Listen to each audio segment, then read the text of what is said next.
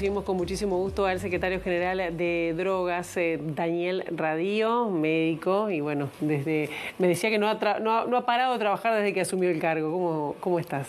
¿Qué tal, Pilar? ¿Cómo te va? Un saludo para todos los televidentes. Muchas gracias por la invitación, muy amable. Por favor, realmente es un gusto recibirte esta mañana, porque hay muchos temas que tienen que ver y cada tanto saltan. El comienzo del verano, si se le va a dar la habilitación al consumo para turistas, por ejemplo, pero en los últimos días ha habido hasta cuestionamientos incluso desde integrantes de la coalición de gobierno sobre cómo se ha llevado, es decir, el tema de la regulación del cannabis, ¿no? en Uruguay, como que faltarían, digamos, más políticas de prevención y educativas, concretamente el diputado Dastúe. ¿Se reunió, hubo encuentros por ese tema para hablar sobre la política de drogas al interior de la coalición? Ahora, después de esas declaraciones, no, yo no tuve ninguna reunión. Yo los entiendo, ¿no? Me parece que está muy bien, forma parte de la policromía de la sociedad que tengamos distintos puntos de vista sobre los temas. Y cuando los legisladores cuestionan al secretario de Drogas y lo critican, están cumpliendo con su trabajo. Ellos desde el Parlamento, generalmente se cree que la oposición tiene que controlar al gobierno y no, el Parlamento, el Poder Legislativo tiene que controlar al Ejecutivo. Entonces, si hacen eso, están cumpliendo con su tarea. No coincido con su punto de vista, pero está muy bien que trabajen, que se esfuercen y que me hagan ver, porque a veces también me lleva a revisar y a estudiar más. Y uno no solo estudia para ratificarse, sino para saber si tiene que cambiar de opinión, ¿no? Y bueno, a veces hay que cambiar de opinión. Claro, y se va por el buen camino si hablamos como en términos generales de la política que Uruguay está llevando adelante, por lo menos en lo que tiene que ver con la marihuana, de regulación, de producción, que además veía datos que aumentó la cantidad de personas que están registradas, ¿no? en el IRCA en estos últimos años. ¿Es por ahí o hay que dar algunos cambios? Es decir, se había también expresado que había que ir más allá de las farmacias, que se tenía que habilitar más lugares de venta. ¿Se ha logrado? Las dos cosas. Yo creo que sí, se ha habido un paulatina incorporación de más personas del mercado negro que se pasan al mercado regulado. Ha sido gradual, en algunos momentos más. Por ejemplo, en el último año nosotros habíamos introducido una variedad de cannabis que tenía un porcentaje diferente de THC para la venta en las farmacias. Preveíamos que eso iba a generar, que había demanda de eso, que muchos compradores... Hay investigaciones, algunas privadas, la Universidad Católica ha investigado estas cosas, y algunos usuarios decían que no iban al mercado regulado porque no les gustaba lo que ofrecíamos. Y entonces, en función de eso, introdujimos una nueva variedad.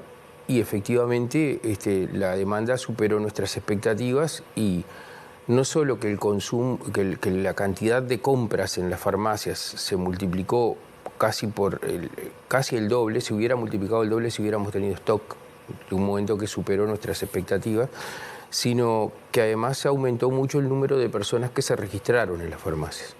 Con lo cual vamos acercándonos o mejor dicho, asintóticamente, ¿no? Porque probablemente nunca se pueda llegar, pero a la cantidad de usuarios de cannabis que hay en el Uruguay. Hoy estamos cubriendo casi el 50%, aproximadamente el 50% del total del universo de usuarios, lo cual es muy bueno. En general se pone el centro de gravedad en los narcotraficantes.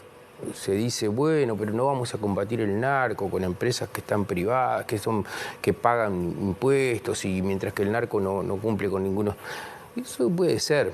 Lo que pasa es que no ese es el problema. O sea, se equivocan quienes ponen el centro de gravedad en el narco. El centro de gravedad tiene que estar puesto en los derechos de las personas. Y las personas que hacen la opción de consumir, que nosotros no se la recomendamos a nadie, tiene que quedar claro eso, es una opción que las personas pueden hacer o no, pero que nosotros no se la recomendamos a nadie. Las personas que hacen opción de consumir no deberían tener obligación para satisfacer esa decisión de vincularse con organizaciones criminales. ¿Y eso pasa con el 50% que no está registrado en las farmacias? El 50% que no está... A ver, o que se estima, ¿no? Porque eso es una estimación. Es una estimación, pero bastante... Sí, tiene bastante sustento en números, que no en el pareciómetro, que eso es la otra cosa, ¿no? Siempre están diciendo que me parece que... Y no lo dicen me parece. Les parece y entonces dicen que es la verdad. Y muchas veces se dicen cosas que no. Nosotros hablamos con números, y con números de investigaciones serias, no con que me parece, con que yo vi un caso, ¿no? Entonces, en realidad lo que nos pasa es que tenemos menos del 50% registrado, pero hay en el Uruguay prácticas de uso compartido. El cultivo doméstico no es solo para una persona, sino es para doméstico y puede incluir a más de una persona. O sea, por cada cultivador doméstico, ¿cuántas personas utilizan cannabis? Y además, hay algunos cultivadores domésticos cuya licencia caducó, su registro caducó, porque a los 3 años hay que... Y nosotros suponemos que igual siguen siendo autocultivadores. Si nosotros hacemos este cálculo, estimación, estamos llegando al 50%. ¿Qué pasa con el resto? ¿Qué números cuánto sería aproximadamente? El total de consumidores de cannabis en Uruguay es entre 250 y 300.000 usuarios más o menos. ¿Qué pasa con los que no acceden al mercado regulado? Y ahí hay dos variedades. Uno es los que van al mercado tradicional, al narcotráfico tradicional, digamos, que es un número cada vez más reducido. ¿Por qué? Porque primero porque el narcotráfico tradicional lo que vendía era un cannabis prensado de Paraguay, que a los usuarios de cannabis en general no les gusta. Como no les gusta, además de que compran menos, el precio baja por una cuestión de leyes de mercado. Y si el precio baja, deja de ser atractivo para los narcos traerlo al país. Y entonces eso hace que el mercado aún se reduzca más. Y queda en el medio lo que se ha dado en llamar el mercado gris, que es cannabis que se produce de manera regulada, pero que se comercializa de manera irregular, que es deseable que también se vaya acotando, pero que no es el narcotráfico, ¿no? No es el narcotráfico. Entonces, digo estas cosas porque en general siempre cuando se habla de drogas se tiende a hablar de los usos problemáticos nada más. Y hay muchas personas que no tienen un uso problemático. Y además los usos problemáticos es una versión disminuida de... En general no se habla ni siquiera de los usos problemáticos, se habla solo de las adicciones. La verdad es que los usos problemáticos son bastante más que las adicciones. Cuando una persona toma una botella de vino o un vaso de vino o 2 botellas de cerveza y se sube a un auto a conducir, eso es un uso problemático y no es un adicto. Cuando los muchachos hacen la previa en la esquina y se emborrachan antes de ir, eso es un uso problemático y no son adictos. Claro. Hablar solo de adicciones es restringir mucho el problema, pero además hay un porcentaje muy grande de la población que no tiene un uso problemático. Y si yo me centro solamente en los que tienen uso problemático, a ver... Si yo solamente pensara que en las políticas nacionales, por ejemplo, vinculadas con la harina, y solo mirar a las personas que son celíacas, muy probablemente quisiera prohibir la harina. Pero después me tengo que enterar que hay mucha más gente que usa y que no tiene problemas. Claro. Y no puedo, yo a partir de ahí me parece definir políticas públicas, ¿no? ¿Y por dónde iría eso de, digamos, de captar a todos los consumidores, si es posible, desde esta regulación del Estado, de esta oferta que hace el Estado? Sé que va a haber una variedad más, pero, o por lo menos se estaba pensando, ¿por dónde deberían ir los cambios para profundizar estas políticas? Hay algunas cosas que están siendo sugeridas por investigaciones. Ahí yo les decía recién, la Universidad Católica, sobre todo un equipo que lidera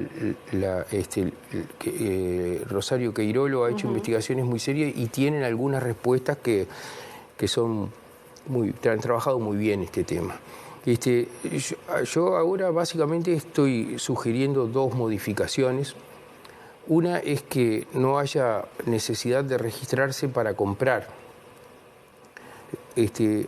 Ahí yo quiero decir que tengo unos cuantos fundamentos para eso. Primero, yo nunca me gustó el registro. Fue de las cosas que argumenté cuando no voté la norma. A mí me parece que yo soy contrario filosóficamente al registro, porque me parece que es como que el Estado quisiera mirar por el ojo de la cerradura lo que la gente hace con su vida. Segundo, a mí me parece que es desproporcionado, que en el Uruguay uno se puede emborrachar hasta el coma y nadie le pregunta cómo se llama, y sin embargo para darle una pitada a un porro tiene que dejar el número de cédula y podríamos pedirle el número de zapato que calza, ya que está, ¿no? Porque parece que es como una lógica policial, ¿no? Esa de tener a la gente registrada. Tercero, que cuando uno mira el universo que nosotros no cubrimos con el mercado regulado, hay un sector que son los más excluidos de la sociedad. ¿Por qué? Porque para nosotros, para todos nosotros hacer un trámite no es difícil, pero para alguna gente sí. Y yo quiero decir, entre otras cosas, le pedimos un certificado de domicilio a la gente que está en situación de calle. Parece loco, ¿no? Porque me parece que no corresponde, y además le ponemos una traba, lo obligamos a mentir o le ponemos una traba que no puede cumplir. Y está, el sistema político está, digamos... un argumento más.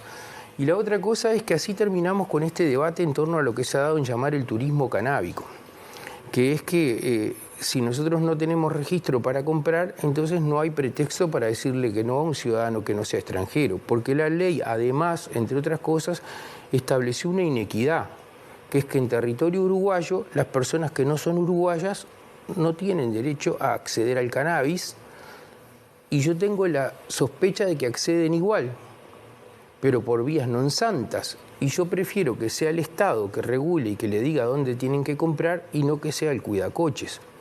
Entonces me parece que ahí tenemos una cuestión más adicional a favor de levantar el registro.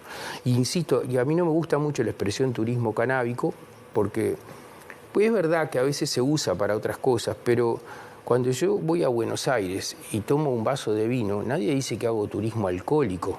Parece que hablar de turismo canábico aumenta el estigma sobre la sustancia, ¿no? Y es que las personas pueden venir y además de que van a un parque, si quieren fuman un cigarrillo, yo qué sé. ¿Y hay consenso para eso? ¿Para habilitar o aceptar estas propuestas y llevarlas a la legislación? Yo aspiro a que sí. ¿Se va a plantear? Ojalá que sí. Yo estoy trabajando en un proyecto y ya está en conocimiento de las autoridades pero si no hubiera, que yo creo que sí, yo creo que sí. Además tuvimos esa noticia ahora de esa encuesta que hizo un diario que dio que la mayoría de los legisladores son favorables a estas cosas. Pasa que no vende, se dice cuando es anónimo. ¿Por qué no vende? No sé si ustedes vieron que la mayoría de los presidentes, cuando no son más presidentes, arman grupos para pedir la legalización de las drogas, pero cuando son presidentes no lo hacen. Porque costos políticos. Porque esto no vende, porque claro, por eso me andan masacrando a mí en las redes. Claro. Pero también cambió eso, porque hoy me parece que hay un clima más receptivo, porque yo lo mido hasta en el número de insultos que recibo en las redes, eso, que se disminuyó sustantivamente. Claro. Y además, si no hubiera, yo creo que es mi deber hacerlo, primero porque estoy convencido, y segundo porque para esto estoy trabajando, ¿no? Daniel, tenemos que ir redondeando, se nos va a acabar el tiempo, pero justamente antes de que tú llegaras, estábamos viendo el cierre de una nueva empresa dedicada al cannabis medicinal. Ya son más de una, ¿no? También cerró otra en Salto. Los trabajadores dicen que hay una especie de especulación. ¿Qué pasa? ¿No es rentable este negocio para algunas empresas? ¿Las inversiones quedan ahí? ¿Los trabajadores quedan por el camino? ¿Qué pasa ahí? Un comentario... Muy breve, porque en realidad da para mucho el tema, ¿no? Pero la primera cosa es que yo creo que se generaron expectativas desmedidas con lo que podía dar este negocio. Yo me acuerdo que cuando yo llegué decían que esto iba a ser la soja del siglo XXI o la carne del siglo... No va a ser, no va a ser. ¿Hay una oportunidad? Sí hay. Ahora, y hubo algunas... Posiblemente hubo gente que especuló con esto también, posiblemente. Hay empresas serias que trabajan en esto y que tienen algunas reivindicaciones que yo creo que hay que escuchar y atender y que hay que pensar.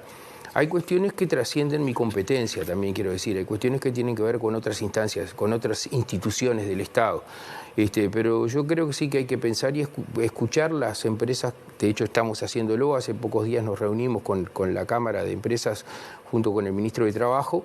Y hay que pensar si no tenemos que encontrar algunas alternativas para favorecer el desarrollo de esta industria, ¿no?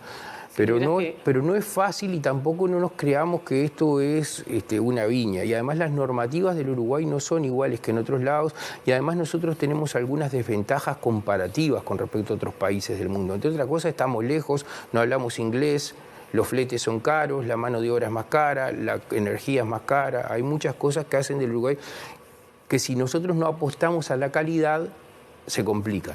Este año, en estos últimos meses de administración, ¿cuál sería como tu objetivo como secretario de Drogas? No, yo no soy muy ambicioso. Que podamos sostener una política de Estado. Ahora, y no solo en el Uruguay, nosotros estamos jugando fuerte en lo internacional. Hoy estamos en la presidencia de la Comisión Interamericana para el Control del Abuso de Drogas. Estamos tratando de trabajar con los otros países de la región, particularmente ahora iniciamos una relación bastante intensa con Brasil, la tenemos con Argentina, con Chile, con muchos países. Me dio mucha pena la presidenta del Partido de los Trabajadores que dijo que las relaciones eran formales, porque parece que una tomada de pelo para uno que se lo toma en serio, ¿no? Pero hay que seguir trabajando intensamente con los países de la región y con todo el mundo, ¿no? Para tratar de modificar y aportar al cambio cultural que tiene este tema, y para tratar de sacarnos del atraso que representa este siglo de prohibición, ¿no? Daniel Radío, un gusto por tenerte estos minutos. No, el gusto es mío, sos muy amable siempre y un saludo a los televidentes.